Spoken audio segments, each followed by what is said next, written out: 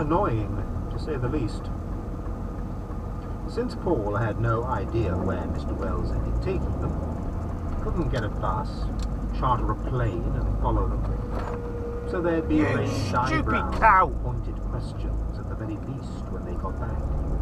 Star Trek to know that if you're unlucky enough to find yourself in a temporal anomaly, suddenly marooned in your own past, it's absolutely essential not to do anything that might bugger up the timelines, but rather in her movements by the tightness of her skirt.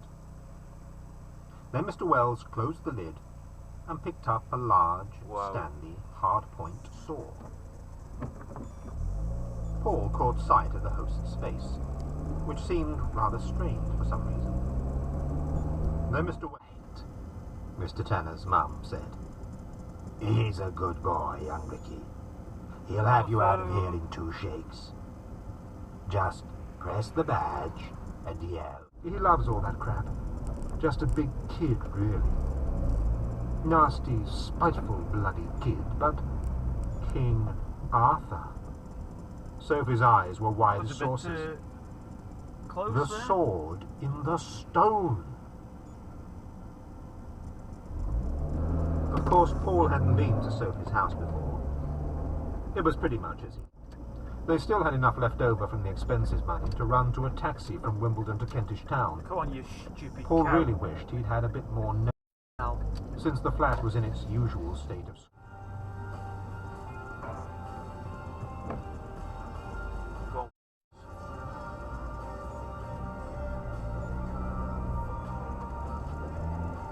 Oh yeah, you're clever.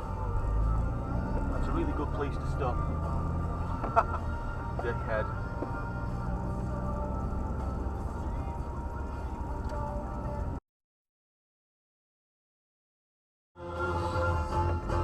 Come on, wake up.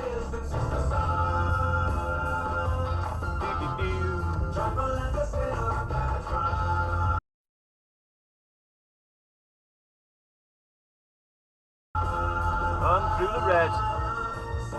Genius driving.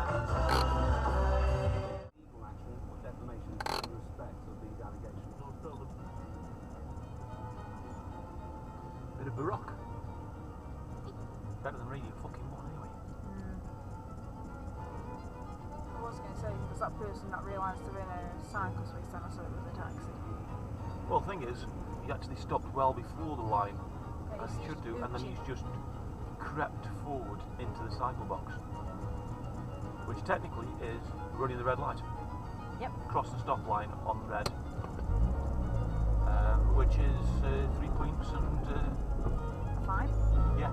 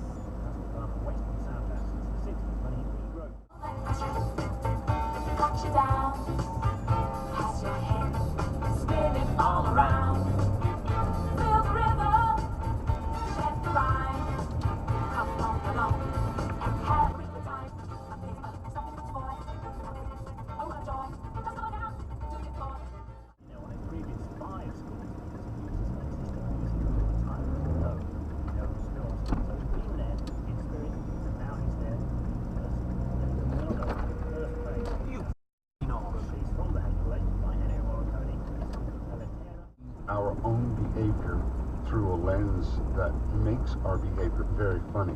One of the things I've noticed both in contemporary literature about animals, but even if you go a little bit back, Say, what are you doing? we tend to use irony, overuse irony perhaps, when we take on an animal narrator.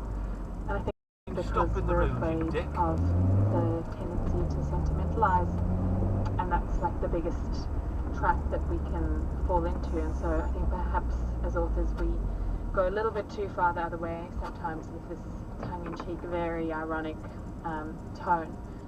Pick it up as you go along, assuming you live long enough. Fine, Paul said, frowning. I thought I was going to be doing this for 3 months.